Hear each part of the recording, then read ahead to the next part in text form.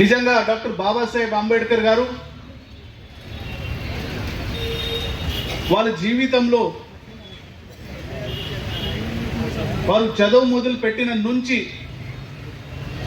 వాళ్ళ లైఫ్ టైంలో ప్రత్యేకంగా ఈ భారతదేశంలో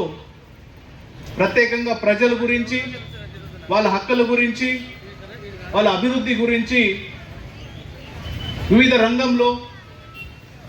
వివిధ రూపంలో పోరాటం చేసిరు.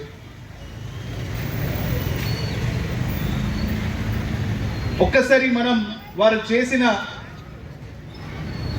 అచీవ్మెంట్స్ ఒక్కసారి మనం జ్ఞాపకం చేస్తే అది వెనకబడి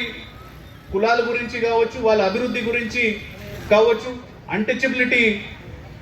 నిర్మూలన కోసం కావచ్చు, భారతదేశానికి స్వాతంత్ర్యం రావడానికి చేసిన పోరాటం కావచ్చు, ఆ సమయంలో మహిళల హక్కులు కల్పించాలి దానికి సంబంధించి కావచ్చు, ప్రత్యేకంగా రిజర్వేషన్ సంబంధించిన అంశాలు కావచ్చు, మాత్రమే కాకుండా విద్య కావచ్చు, వైద్యం కావచ్చు,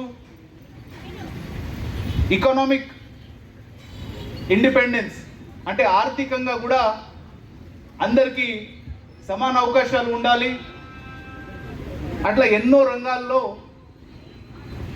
ఆ సమయంలో ఉన్న భారతదేశం బ్రిటిషర్స్కి వ్యతిరేకంగా పోరాటం చేసినప్పుడు కావచ్చు, అప్పుడు ఉన్న సమాజంలో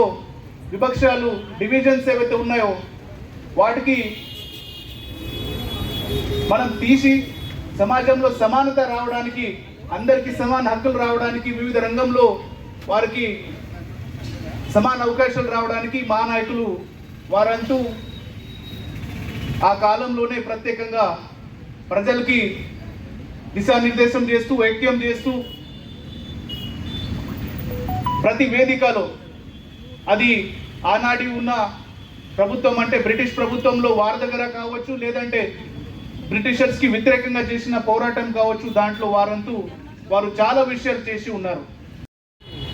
అంటే భారత రాజ్యాంగం, కాన్స్టిట్యూషన్, ఆ కాన్స్టిట్యూషన్ కమిటీకి డ్రాఫ్టింగ్ కమిటీ చైర్పర్సన్గా డాక్టర్ బాబాసాహెబ్ అంబేద్కర్ గారు ఉన్నారు. వారు ఆ కమిటీకి నేతృత్వం ఇస్తూ సమాజంలో అన్ని రంగంలో ఉన్న అందరి కోసం అన్ని రకాల హక్కులు కల్పించడానికి చాలా అద్భుతమైన ఈ రాజ్యాంగం రాశారు. ఆ రాజ్యాంగం పట్ల ఏర్పాటైన ఈ భారతదేశంలో ఉన్న వ్యవస్థ మనమందరూ